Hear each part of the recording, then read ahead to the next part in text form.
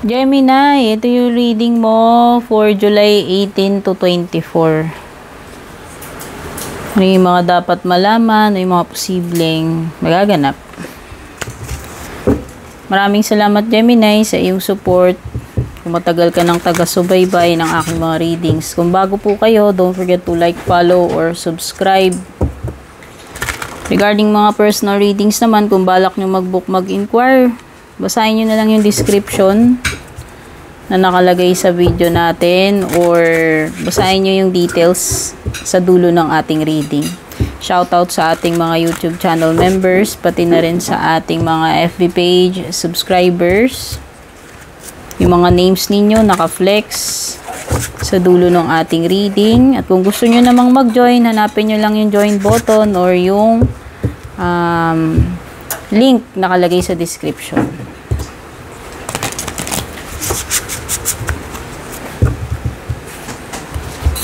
Kunin ay, bigay ko muna ano mo pala, lucky numbers mo, tsaka lucky day mo, Gemini. Gemini, lucky day mo ay Saturday, lucky numbers mo, 43, 48, 53, 31, 20, at saka 34.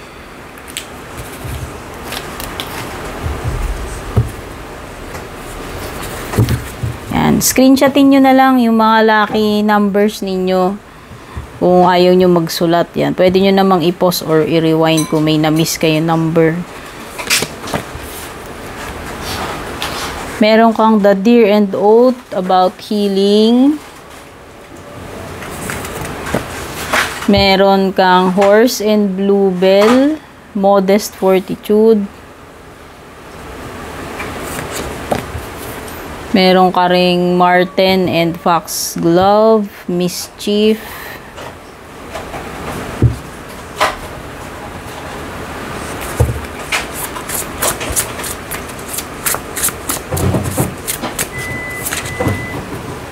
Chariot, Cancer energy.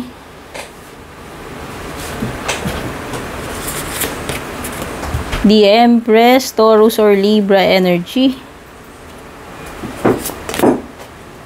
Eight of Pentacles. Sa bottom ng deck mo, meron kang Ten of Swords dito. Kuha tayong cards para sa iyong love life, no?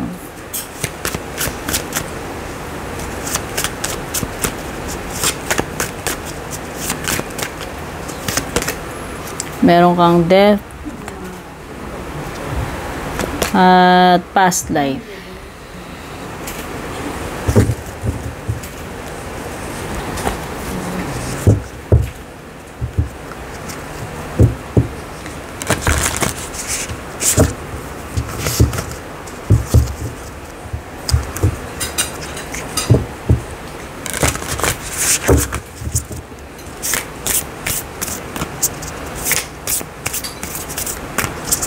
Kuha tayo isa para sa iyong closing message mamaya.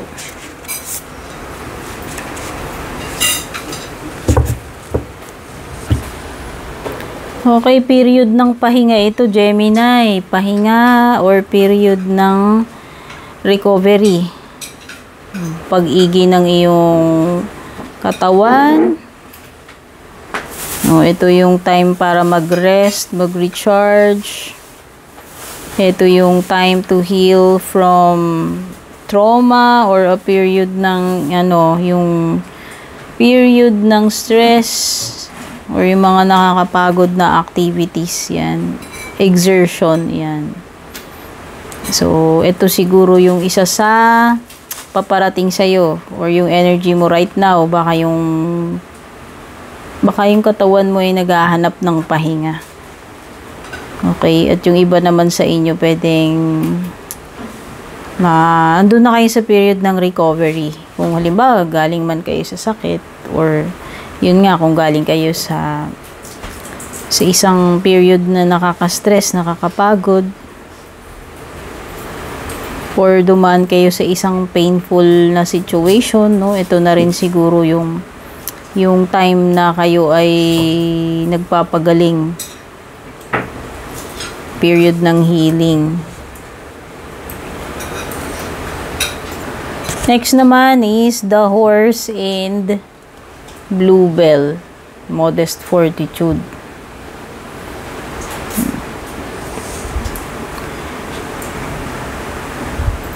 Ito yung ito yung pagiging ano ba tawag dito? Hard worker mo, Gemini. Ikaw ay matyagang tao, masipag, at saka ito yung pagiging tahimik mo. Gusto mo kasi gusto mo magawa mo ng maayos yung mga trabaho mo, tahimik ka lang, ganun kang tao, kumbaga hindi ka, pag may ginagawa ka, nagpo-focus ka doon sa trabaho mo. So, ito yun.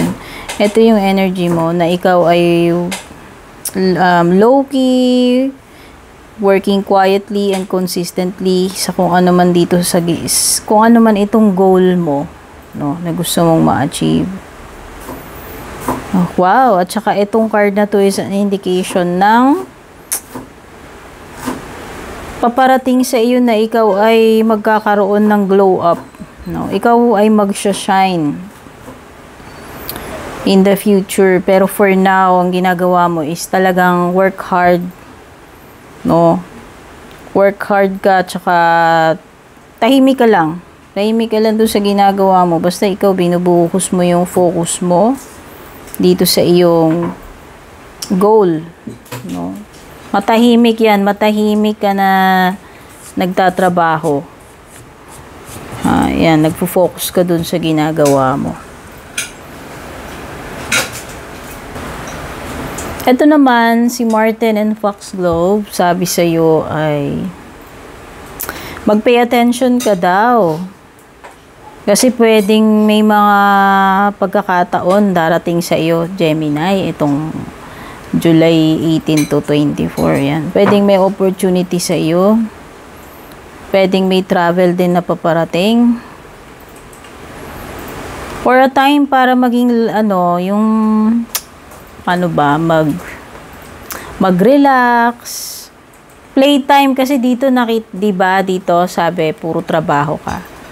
No, nag-work hard ka. So, ayan, ito na yung paparating sa yung next.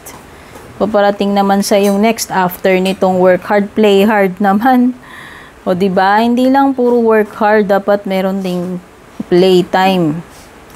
Ito yun. Ito yung time ng makakapag-enjoy ka, makapag-relax ka. Kasi siguro nga, ma-accomplish mo yung goal mo rito. Dahil ikaw ay naging diligent dyan. At inuna mo yan, nag-focus ka dyan. Yun yung kanina, di ba, yung matahimik ka na nagtatrabaho hanggang makumpleto mo yung goal mo. At ito na yung reward mo, no? Dito pagdating kay Marten Foxglove.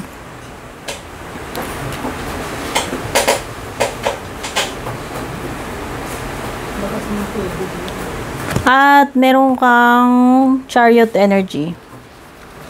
Travel talaga, 'di ba? May binanggit akong travel dito. Tapos dito may travel ka rin. Oh, ito na 'yon, no. Ito na yung something na magbubunga sa iyo, aanihin mo with the Empress. At saka ito, you will successfully reach your goal kasi nga nag-work hard ka diyan, kaya nga yung aanihin mo dito is reward, no, with the Empress at saka dito kay Marten. No, mai-enjoy mo etong yung resulta ng pagtatrabaho mo dyan. So, nakikita ko dito sa Chariot na makukumpleto mo yung goal mo dito dahil sa iyong pagiging masipag at nag-focus ka doon sa sa ginagawa mo. Kumbaga, hindi mo kasi siya tinigilan hanggat hindi mo siya natatapos. Kumbaga, mas binigyan mo ng priority ito. Kaya, kung dito, puro ka work hard, dito naman, playtime na, no? May enjoy mo na yung time mo kasi finally natapos na yung mga gawain mo at ikaw naman ay mag-e-enjoy, makakapag-relax, makakapag-happy. At yun, munti ko nang makalimutan, no? Ito nga palang si Chariot ay card ng success. O, diba? Ito yung reaching your destination or reaching your goal, no? Because of discipline. Ito yun. Nagawa mo yan dahil dito sa iyong self-discipline dito sa horse. Pagkadating naman sa iyong love life, no, ibig sabihin kailangan mong mag-take ng action dito. Okay? Or hindi ko alam if this is something na parang related sa continuation. Baka kasi ayan dito. Dito sa love life mo, meron kang past energy dito. Meron something karmic or repeated pattern. So, nakikita ko, kung meron ka mang person in the past, sabihin na natin, baka naudlot, naputol yung connection ninyo, maaaring magkaroon ng maaari kayong magkaroon ng continuation dito kasi meron kang chariot tsaka past life. Possible na ito ay isang water sign, Cancer.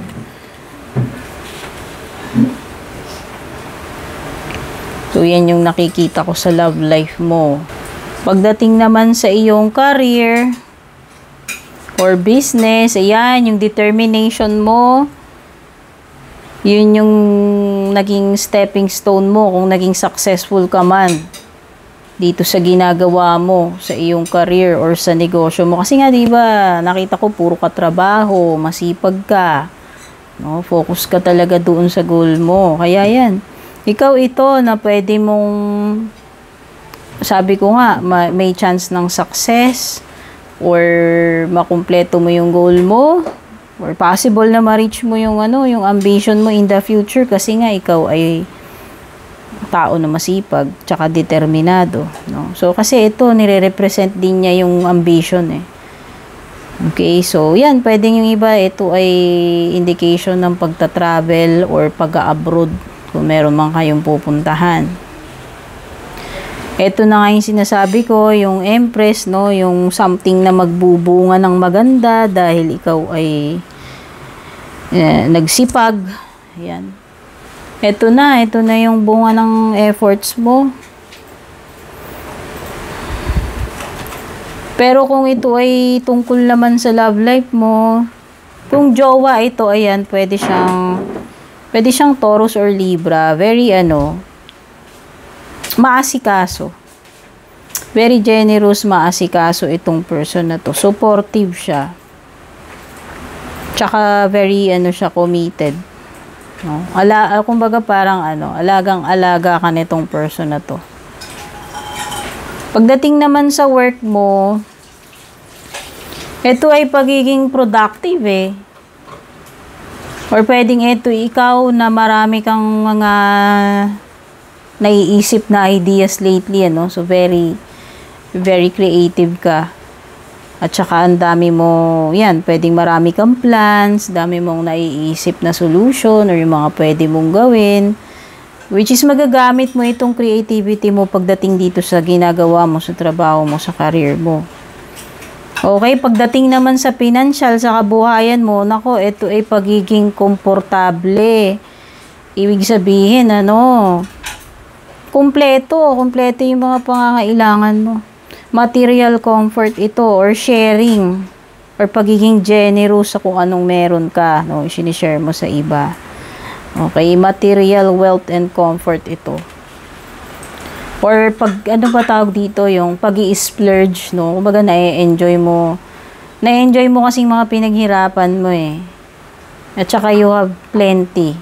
Yun lang yung nakikita ko ring energy dito. Kasi si Empress is also about abundance.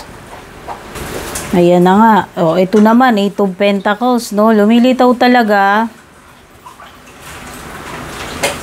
Creative ka na, ang dami mo pang alam na skills, Gemini. So, ganun ka, ewan ko, ganun ka karaming alam, ayan. So, nakikita ko dito sa Empress, hindi ka lang creative. Marami ka ring alam gawin, maabilidad ka, marami kang skills. So, ito yung mga magagamit mo to reach your ambition, diba? Dito sa ay, nahulog. Yan yung mga magagamit mo para ma-reach mo yung ambition mo dito sa Chariot card.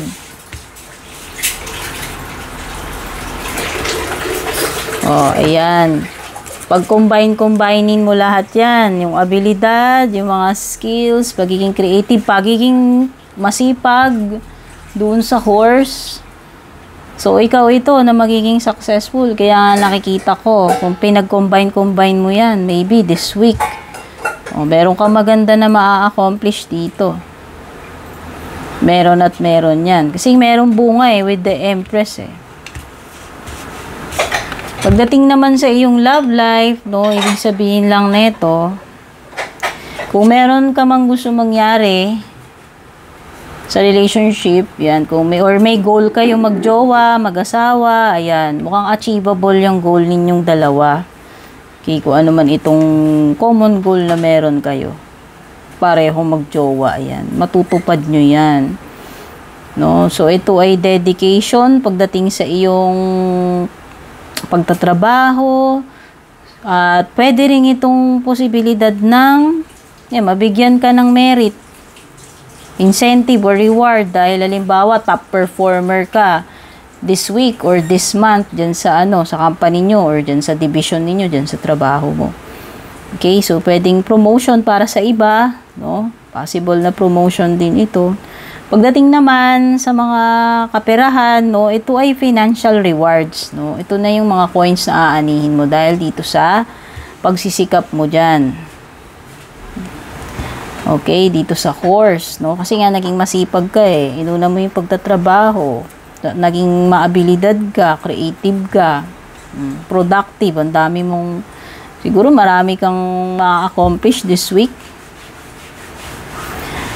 Okay, so ayan, ito ay pagiging financially independent para sa iba o baka yung iba sa inyo na-promote na kayo o kaya nyo nang suportahan sarili ninyo or nagkaroon kayo ng job na maganda yung sweldo or nagkaroon kayo ng magandang position, ayan. O nabigyan kayo ng break, kaya ngayon maganda yung kita ninyo pagdating sa negosyo, ayan, pwedeng ganyan. Ito ay pagiging independent pagdating sa financial. Kumbaga, kaya mong dalhin yung sarili mo, kaya mong bayaran yan, yung mga bills mo, afford mong bumili ng ganito, ganyan. Kaya nga ito, nakikita ko parang nabubuhay ka ng komportable, kasi yan naman ay pinaghirapan mo. Wala namang masama dahil sa malinis galing, di ba? Okay, additional para sa iyong love life. Pwedeng merong nakaka-realize na dito, Hindi ko alam kung sino sa inyong dalawa, pero kung ano man yung mga mistakes niya, pwedeng nare-realize niya na, or pwedeng nare-realize niya na yung true value mo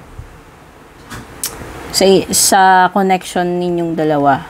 Ayan, siguro nare-realize niya na yung importance mo.